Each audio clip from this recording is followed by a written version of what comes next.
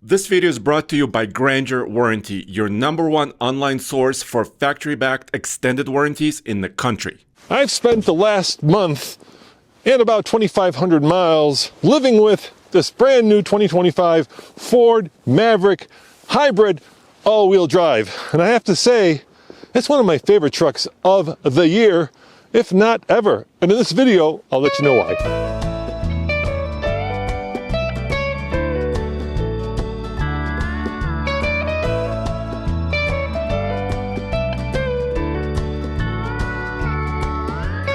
Now you may be thinking to yourself, Roman, TFL has now owned some of the best, most super trucks in the land. In fact, we have owned a TRX, a Raptor R, a Hummer EV, a Silverado ZR2, a Duramax, a Cummins, basically every cool truck there is. So why is this little 2.5, 191 horsepower, puny Maverick engine one of the best trucks you've ever driven and owned? And the reason for that is all those trucks suck electrons and gas like a baby kangaroo in its mother's pouch. This does not. In fact, it gets about 34 mpg combined, and best of all for 2025, it does that while being all-wheel drive. You also may be thinking to yourself, Roman, how can a tiny truck, all right, a compact truck with a planetary gear set, a CVT, be fun to drive? Well, let me show you. Oh, hell yeah, look at this. Look at that. Raptors, eat your heart out.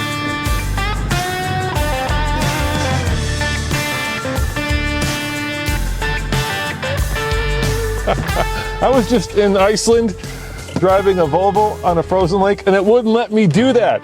Now, who says you can't have fun with a very basic truck that starts at about $25,000? Not me. All right, let's talk numbers, Blaze. Now, the Maverick starts at about $28,000.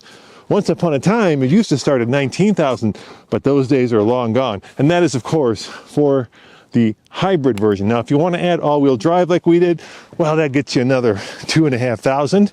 And then if you want to go the XLT route, so you get better looking wheels, nicer interior, well, now you're up to about 33 or so. And then, of course, you got to have heated seats, and you got to have a heated steering wheel and a tech package, and then you're at 37. All right, actually, I was wrong. Look, we only paid $36,275 for it.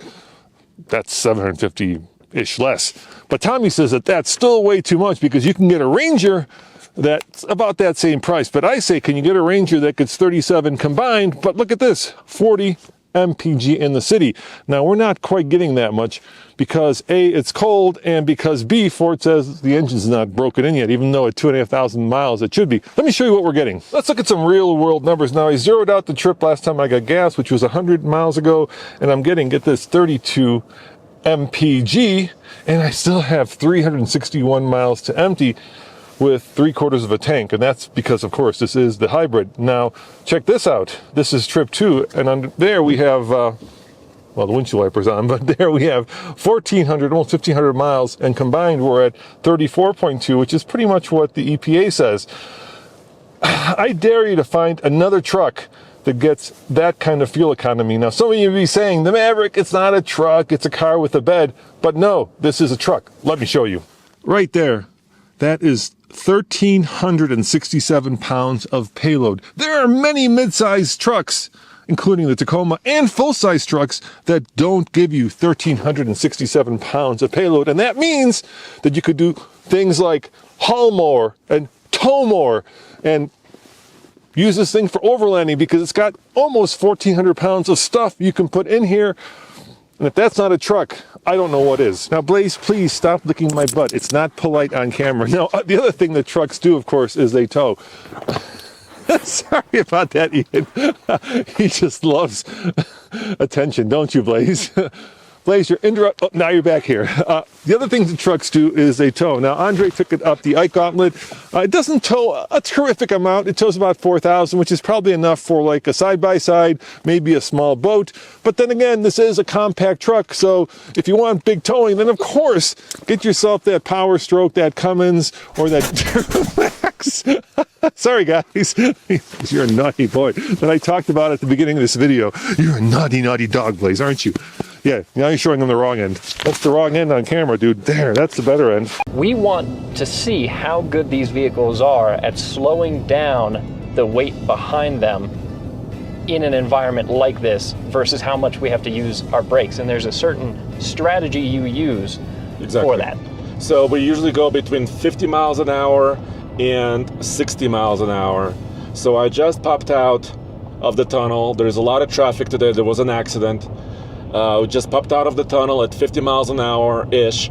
And as soon as we reach 61, so just over the speed limit, Yep. I'm gonna apply my brakes and we're gonna count those events. Exactly. There we go. So that's brake application number one. A lot of times when you're in a vehicle with a small displacement motor, like this 2.5 liter four-cylinder, the vehicle doesn't do a very good job at slowing down the mass behind it. However, this having the regeneration and electric motor side of the hybrid system might actually help us keep this weight slowed down. And it looks like we've got a bit of a slowdown here at the bottom of the mountain. How many was that, 2? That was 2 Okay, until this. until this. Now this is one of the tough things about filming in the real world. Now we covered so far 5 miles. But that's including a little bit of the tunnel. A little bit of the tunnel. Yeah. But we did there more than half of our downhill stretch. Yeah, so there was about maybe 4 miles. Yeah. And 2 brake applications. Yeah. So if that continued, that's a really good performance. Yeah, if you extrapolate out and even give it a little bit of a buffer. Let's say 5. Let's say it was 5 gonna or be, 6. Yeah, 5 or even 6 brake applications. That's really not bad. And this is where things are going to get interesting because this is quite the climb we've got coming up. All right, are you ready? I'm going to be at 35. I'm going to reset at the sign now. All right, clock is started. It does not sound good, Andre. So that's the CVT. Tell me when you hit 65. It's 50. Yeah, we're going to measure 35 miles per hour to 60. 60. There. That was about 17 seconds. Wow, that's probably not the best result we've ever had. No. All right, we're reaching the end. Yeah, we're closing in on the top of the hill, and I'll tell you what, we're coming up on 8 minutes, about to crest it, and we're pretty close to the top here, so we're not far off. Not super Perfect bad run. result. So 8 minutes, once again, would be perfect. Yeah. And if it's a little bit over that, obviously, we could subtract a couple points from the score. All right. All right, we're going to stop it Right now. Okay, so about 8 minutes, 21 seconds, Yeah. which is really not bad. And also 6.6 mpg. Can you take Yeah, a quick picture? Pretty good result Yeah. from the Maverick. I think a really good performance in the downhill and a better than expected, for me at least, performance on the uphill. Now, of course, this doesn't compete with the heavy-duty trucks. It, in fact, competes with the Santa Cruz, which also has a 4-foot bed. Now, when you go and buy a truck, you think to yourself, I'm going to be hauling big rocks and construction materials and skid steers. But in real life, we don't really do that, do we? I mean, garden materials, maybe helping a friend move, maybe a Bernese Mountain Dog convention if you're really motivated. So really, especially with the tailgate down, this bed is good enough for 90% of the things you're going to do with it, unless, of course, you're David, in which case you probably need a full-size truck. Hey guys, I interrupt this review of our new Maverick for a word from our sponsor, Grainger Warranty. Grainger Warranty is the leading online manufacturer-backed extended warranty dealer in the country, covering nearly all makes and models, like this Ford Maverick. A factory warranty means any appropriate dealer in the country will fix your car or truck using manufacturer's original parts and installed by manufacturer-trained techs. With Grainger, you can save an average of $1,000 on your factory-backed warranty. So go to GraingerWarranty.com or click on the link below for peace of mind with your next new car purchase. This being a hybrid, of course, it has a small battery on board, which also means that you get a little bit of usable power back here. This is 120 volts, 400 watt max, which, you know, isn't like Andre's old EcoBoost where you could power a job site, but you could certainly charge up your tools or perhaps use it as a campsite to light up the campsite when you're setting up at night. My favorite thing about the Maverick, besides the fact that it's easy to park, it's easy to live with, is just how easy it is to get in and out of. I mean, this is perfect butt height. Look at that. And then the seat is super comfortable. Look at all this room I have. Heck, I can even move it farther back and still have plenty of room. Now, trucks in general are roomy, and you'd think that these compact trucks would be tiny, but they're not. I would wager that the interior of this Maverick, I'm going to say it, is probably bigger than the interior of the Raptor Ranger that we have. And it has probably more back seat room. Let me find out.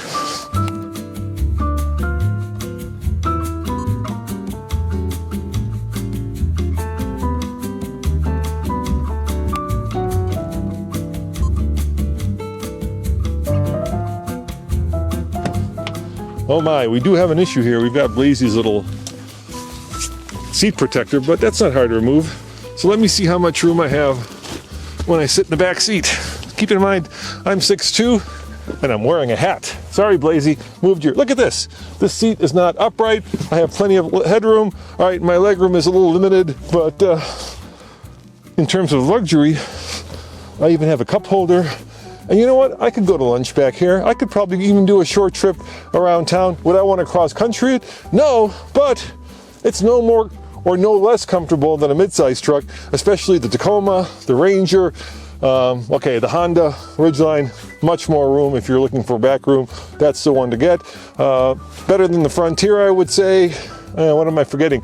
Colorado Canyon, definitely better than those two. Oh, wait, Gladiator, better.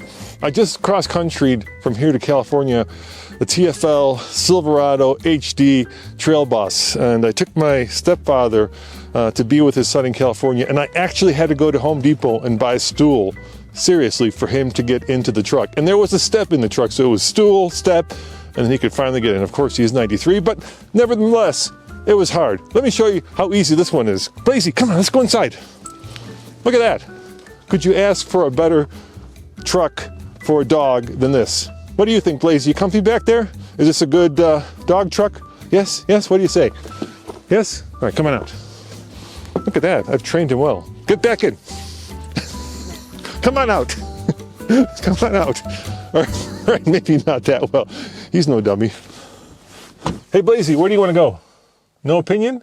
Dog park? You want to go on an adventure? Yeah, you want an adventure, don't you? You like adventures. But before we do that, let's talk about what else I like about this truck, and that is just how easy it is to live with. In other words, there's not too much tech. You've got this big screen with Apple CarPlay, with Android Auto, so even though you don't have navigation, if you have it on your phone, you have it on the screen, and then of course you can do things like YouTube. I wonder what Blazy likes watching on YouTube. Look at that. Yes. We're not subscribed. How horrible is that? Anyway, you do have the YouTube app on here, but more importantly, you have things like real buttons on the steering wheel that let you do things like, you know, turn on cruise control, up and down with the volume, but best of all, you've got a real volume knob right there. And then even though most of the controls are in the screen, we do have luxuries, like I said, like heated seats. Oh my gosh, a heated steering wheel, a heated seats with 3 levels of heat, the highest one being way too much. And I've actually learned to like this little rotary knob. Once you're used to it, it's actually pretty easy to just go to drive and then back to park.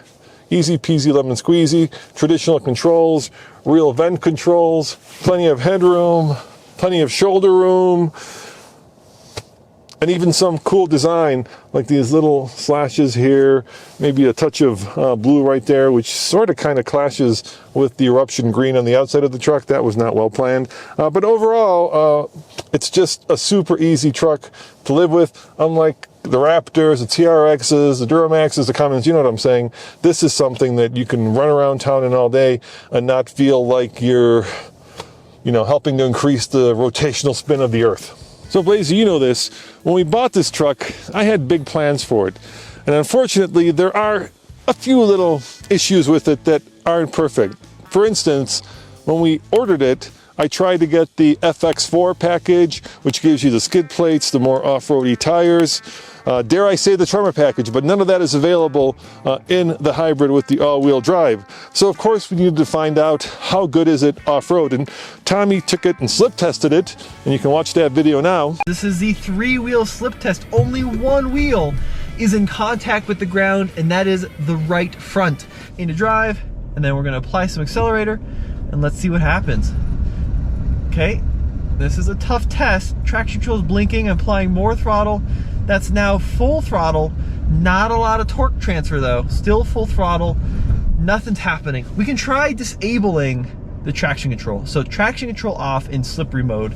Let's see if that helps. Usually this does not help because it just allows wheels to go crazy, but not a lot of actual brake grab to happen. So traction off, so we can see quite a bit more wheel spin. Okay, there we go.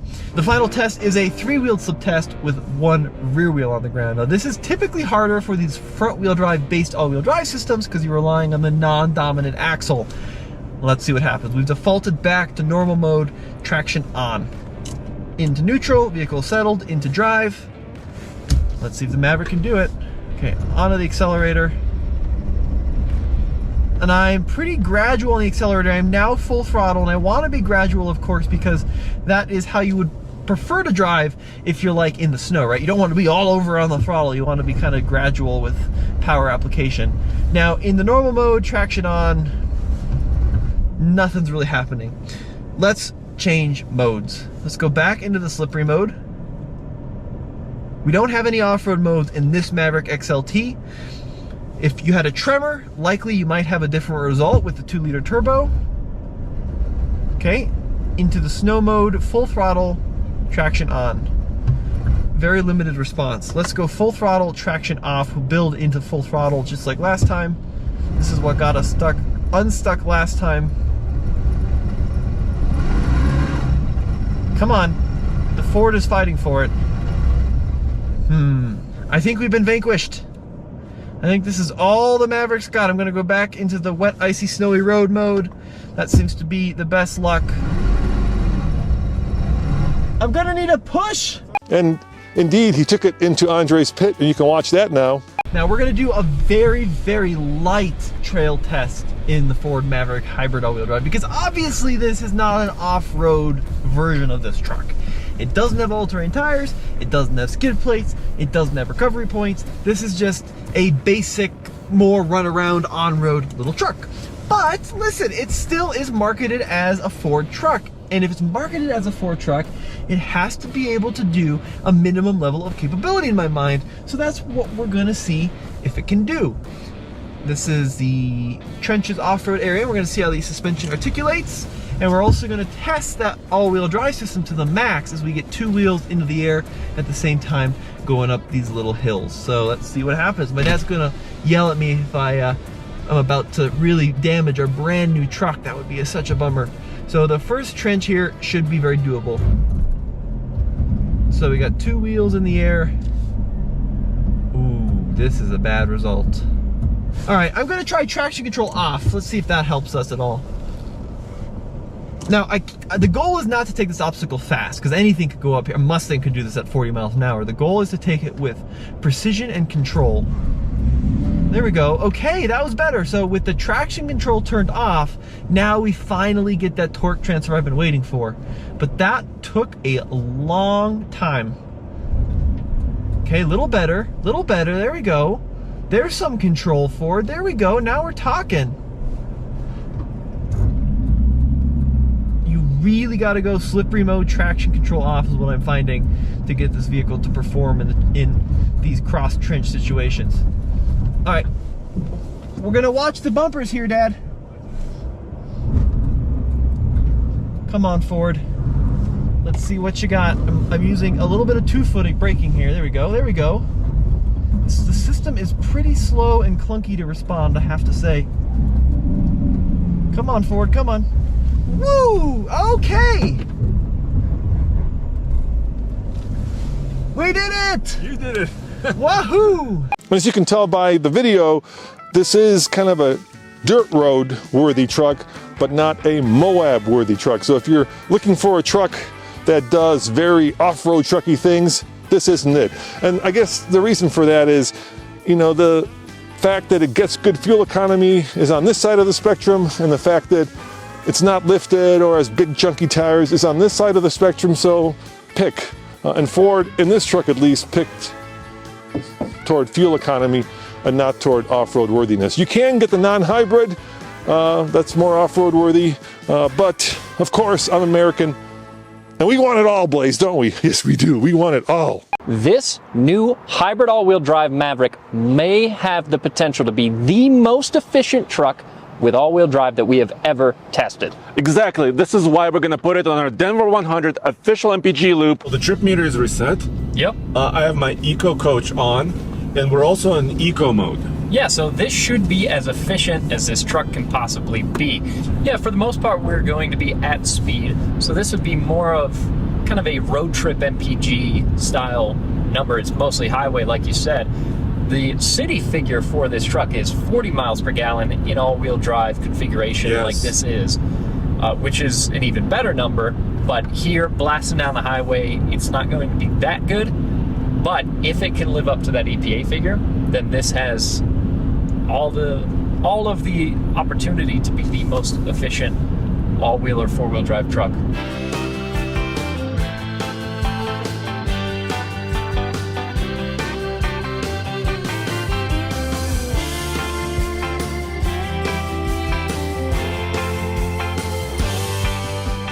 The trip meter is saying 33.3. So we're so close to the EPA rating, but we'll have to check it at the pump, right? And I want to just point out this number, 20.3 electric miles out of, what, about 107 we've driven so far? Which is a really good number. It's impressive. It's over, what 15% or so? Final number. Well, that's a sizable top-off. Yeah. But 111 divided by 3.768. Final number? Come on! Oh, no! Well, we didn't even cross 30 mpg, so our trip computer Was optimistic. Yes. If you're like me, you probably think that all new cars and trucks now are at least $10,000 too expensive. And maybe that's even the case with the new Ford Maverick. But I gotta say, I kind of feel like the price tag on this is worth the cost of admission, because you do get a lot. You get a comfortable truck, a huge amount of payload, great fuel economy, and you get a vehicle that is super easy to live with. Now, I was talking to Ford, and they told me that they're trying to convince SUV and crossover buyers to become truck buyers, and I think they're barking up the wrong tree. That's a reference to you, Blaze. I think that they should, in fact, convince big-sized truck buyers to look at the Maverick, because it really is a truck, and it's a really smart truck, and it's a really smart and affordable truck given the way the world is going today, and I think that's about as much as you can ask. All right, as always, this is Roman and my dog Blaze saying thanks for watching, and we'll see you next time. Ciao!